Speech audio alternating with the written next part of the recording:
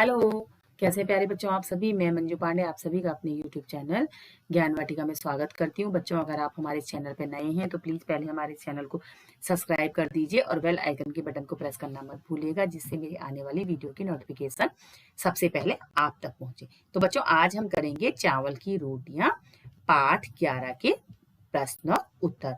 इससे पहले बच्चों, ये पार्ट 2 है इसका। इससे पहले चावल की रोटियां जो हमारा ये पाठ है इसका मैं आपका सरलार्थ इसका पाठ का मैं आपको इसकी रीडिंग करवा चुकी हूँ, उसका अर्थ बता चुकी हूँ। उसकी वीडियो जो मैंने बनाई है उस वीडियो का लिंक आपको इस वीडियो के डिस्क्रिप्शन बॉक्स में मिल जाएगा, तो आप उसे यहाँ से देख सकते हैं। अब शुरुआत करते हैं नाटक की बात की। नाटक में हिस्सा लेने वालों को पात्र कहते हैं। जिन पात्रों की भूमिका महत्वपूर्ण होती है उन्हें मुख्य पात्र, और जिनकी भूमिका ज्यादा महत्वपूर्ण नहीं होती उन्हें गौण पात्र कहते हैं। बताओ इस नाटक में कौन कौन मुख्य और गौण पात्र कौन है। तो बच्चों, हमको ये बताना है कि इस नाटक में मुख्य पात्र कौन है, जिनकी मुख्य भूमिका है, और गौण पात्र कौन से हैं। तो इस नाटक में कोको, मिमी और तिनसु मुख्य पात्र हैं, वहीं नीनी और उबातुन गौण पात्र हैं। क्योंकि आपने देखा, जब हमने इसकी रीडिंग करी थी तो आपने देखा होगा कोको, मिमी और तिनसु की भूमिका ज्यादा है, और वहीं नीनी और उबातुन जो है उनका जो इसमें रोल है वो कम है। तो ये गौण पात्र है, और मुख्य पात्र जो है कोको, मिनी और तिनसु हैं। पात्रों को जो बात बोलनी होती है उसे संवाद कहते हैं। क्या तुम किसी एक परिस्थिति के लिए संवाद लिख सकती हो? इसके लिए तुम टोलियों में भी काम कर सकती हो। उदाहरण के लिए खो खो या कबड्डी जैसा कोई खेल खेलते समय एक दूसरे दल के खिलाड़ियों से बहस। तो बच्चों, इसमें यह है कि अगर माना पात्र आपस में जो बात करते हैं उसे संवाद कहते हैं। इसी तरीके से अगर माना कोई खेल खेल रहा है, दो टीमें कोई खेल खेल रही है, अगर उनमें आपस में खेलते खेलते किसी बात को लेकर बहस हो जाए तो किस तरीके का आपस में संवाद होगा, किस तरीके से वो बातचीत करेंगे, वो आपका दिखाया गया है। तो कैसे बातचीत करेंगे? पहले दल का सदस्य, तुम्हारा खिलाड़ी आउट है। दूसरे दल का सदस्य, किस तरह आउट है? पहले दल का सदस्य, क्योंकि वह लाइन के बाहर है। दूसरा दल का सदस्य, नहीं, वह पाले में था। पहले दल का सदस्य, तुमने ठीक से नहीं देखा। दूसरे दल का सदस्य, बेमानी से मत खेलो। तो इस तरीके से वो आपस में बातचीत कर सकते हैं। अब प्रश्न आता है आपका बच्चों, क्या कभी आपने कोई चीज या बात दूसरों से छुपाई है या छुपाने की कोशिश की है? उस समय क्या क्या हुआ था? तो बच्चों, इसे आप अपने अनुभव के आधार पर लिख सकते हैं कि बहुत बार ऐसी परिस्थितियां आती हैं जब हम किसी दूसरे से कोई बात को छुपाते हैं, हम छुपाना चाहते हैं कि हम ये बात इसको नहीं बताएंगे। तो उसके लिए हमको बहुत कोशिश करते हैं हम, लेकिन उसके लिए हमको छुपाने के लिए एक बात हम छुपाने के लिए एक दूसरा झूठ बोलते हैं, फिर दूसरा बोलते हैं, फिर दूसरा बोलते हैं। तो इस तरीके से वो बात जो है हम छुपाने की कोशिश करते हैं। तो इस तरीके की कोई घटना अगर आपके साथ हुई है, जैसे इस नाटक में हुई है आपका कि कोको ने चावल की रोटियों को छुपाने के लिए अपने दोस्तों से अनेक झूठ बोले, तो अगर कभी ऐसी कोई घटना आपके साथ भी हुई है तो उसे आप अपने अनुभव के द्वारा स्वयं लिखेंगे। कहते हैं एक झूठ बोलने के लिए 100 झूठ बोलने पड़ते हैं। क्या तुम्हें कहानी पढ़कर ऐसा लगता है? कहानी की मदद से इस बात को समझाओ। तो यह कहावत सच है कि एक झूठ छुपाने के लिए 100 झूठ बोलने पड़ते हैं।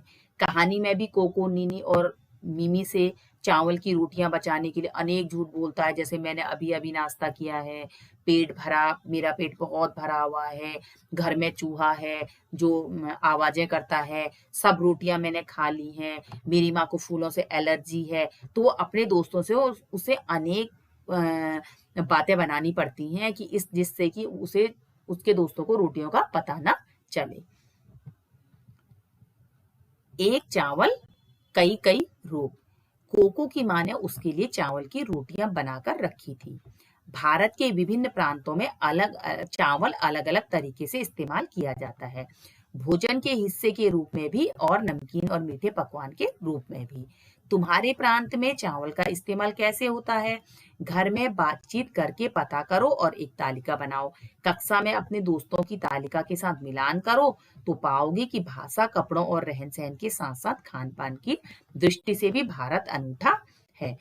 तो बच्चों छात्र इसे स्वयं कर सकते हैं। जैसे मैं उत्तर भारत की रहने वाली हूँ, तो हमारे घर में चावल का प्रयोग विभिन्न रूपों में होता है। जैसे हम सादे चावल बनाते हैं, जैसे दाल के साथ हम जो चावल खाते हैं वो सादे चावल में मीठे चावल बनाते हैं। कभी उसमें जैसे खीर के रूप में उसे बनाते हैं, या गुड़ से भी उसको बनाते हैं तो मीठे चावल हो जाते हैं। पुलाव बनाते हैं, चावल की रोटियां बनाते हैं, और नमकीन भी चावल के आटे की बनती हैं। तो चावल का अनेक रूप से हमारे यहाँ जो है प्रयोग होता है। तो ऐसे ही आपके यहाँ भी चावल का अनेक रूपों में प्रयोग होता होगा, तो उसको आप अपने घर में बड़ों से बातचीत करके आप उसको लिख सकते हैं। अपनी तालिका में से चावल से बनी कोई एक खाने की चीज बनाने की विधि पता करो और नीचे दिए गए बिंदुओं के हिसाब से लिखो। तो बच्चों देखिए, इस प्रश्न का उत्तर आप स्वयं कर सकते हैं।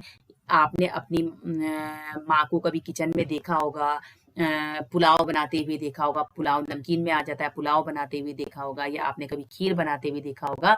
तो आप देख सकते हैं कि वो किस तरीके से तैयारी करती, किस तरीके से वो सामग्री को पहले इकट्ठा करती हैं उस को बनाने के लिए, फिर क्या-क्या तैयारी करती हैं, फिर किस तरीके से उसकी विधि होती है। तो ये आप स्वयं अपनी माताजी से पूछ करके कर सकते हैं। उसमें आप मीठे में कर सकते हैं या नमकीन में कर सकते हैं चावल का कि कोई भी खाने की चीज की विधि।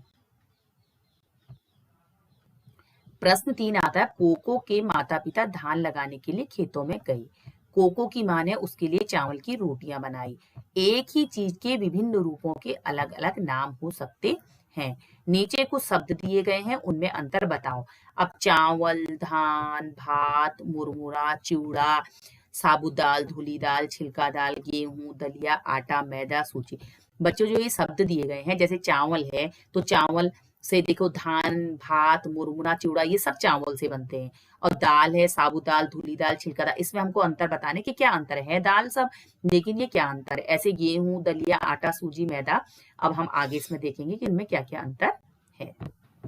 अब सबसे पहले बच्चों आता है चावल। धान से निकला दाना चावल कहलाता है।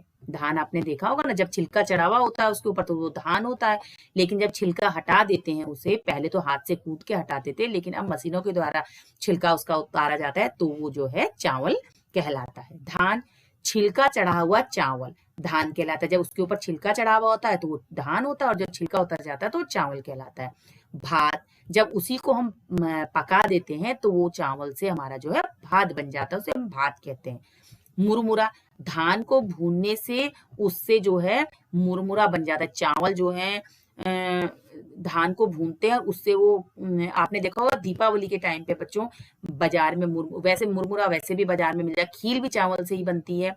तो मुरमुरा होता है जिसमें नमकीन नमकीन सा स्वाद आता है, तो उसे मुरमुरा कहते हैं, है ना। प्रसाद में भी आपने देखा होगा, प्रसाद में भी मिलता है जो। अब आता है चिवड़ा। धान को पहले भिगोते हैं, फिर उसको भूनते हैं और उसे गरम-गरम ही कूटते हैं। तो उससे जो कूटने के बाद उससे जो बनता है उसे चिवड़ा कहते हैं। अब आता है बच्चों साबुत दाल। साबुत दाल का पूरा दाना जिसे तोड़ा ना जाए उसे साबुत दाल कहते हैं। और धुली हुई दाल, बिना छिलके की दाल, जिसका जो छिलका उतार देते हैं मशीनों के द्वारा, तो वो धुली हुई दाल कहलाती है। और छिलका दाल होती है जिस दाल का छिलका न उतारा गया उसे छिलका दाल कहते हैं। अब गेहूं, गेहूं देखो एक अनाज है जिससे आटा बनता है और उस आटे से हम रोटियां बना करके खाते हैं। दलिया, गेहूं को मोटा मोटा पीसा जाता है, वह दलिया कहलाता है। और आटा, गेहूं को बारीक पीसकर उसका आटा बनता है जिससे हम रोटियां बनाते हैं। मैदा, आटे को बहुत बारीक पीसते हैं जब, तो उससे मैदा बनाई जाती है और मैदा से अनेक व्यंजन बनाए जाते हैं। सूजी, गेहूं, जौ आदि का बना हुआ मोटा आटा सूजी कहलाता है। के मैं ने को से प्रश्न है, कोको की माँ ने एक दुकान से एक फूलदान खरीदा था। ऊपर लिखे वाक्य में जिन शब्दों के नीचे रेखा खींची है वे वाक्यों में शब्दों का आपस में संबंध बताते हैं। नीचे एक मजेदार किताब अनारको के 8 दिन का एक अंश दिया गया है। इसमें खाली स्थान में इस प्रकार से उसके खाली स्थान में इस प्रकार से सही शब्द लिखो। तो बच्चों इसमें हमने आपको जो ऊपर देखिए जो शब्द दिए गए हैं के, मैं, ने, को से, ये भर करके जो है इनको एक हमको पैराग्राफ पूरा करना है। तो देखिए ये इसमें क्या क्या आएगा देखो, अनार को एक लड़की है, घर, अब यहाँ पे आएगा के, घर के लोग उसे अन्नो कहते हैं। अन्नो नाम छोटा जो है, सो उससे हुक्म चलाना आसान होता है, उसका नाम छोटा है तो उससे हुक्म चलाना आसान होता है। अन्नो पानी ले आ, अन्नो धूप में मत जाना, अन्नो बाहर अंधेरा है कहीं मत जा, बारिश में भीगना मत अन्नो, और कोई बाहर से घर में आए तो घर वाले कहेंगे ये हमारी अनार को है, प्यार से हम इसे अन्नो कहते हैं। प्यार से आज अनार को सुबह सोकर उठी तो हाँप रही थी, रात सपने में बहुत बारिश हुई।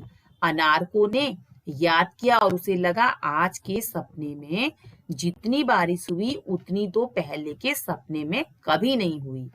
कभी नहीं, जम के बारिश हुई थी आज के सपने में, और जमकर उसमें भीगी थी अनार को, खूब उछली थी, कूदी थी, चारों तरफ पानी छिटकाया था और खूब खूब भीगी थी। तो बच्चों, कैसी लगी आपको ये वीडियो? अगर आपको मेरी ये वीडियो पसंद आई हो तो मेरी इस वीडियो को लाइक, शेयर और हमारे चैनल को सब्सक्राइब अवश्य कीजिएगा। तब तक के लिए गुड बाय।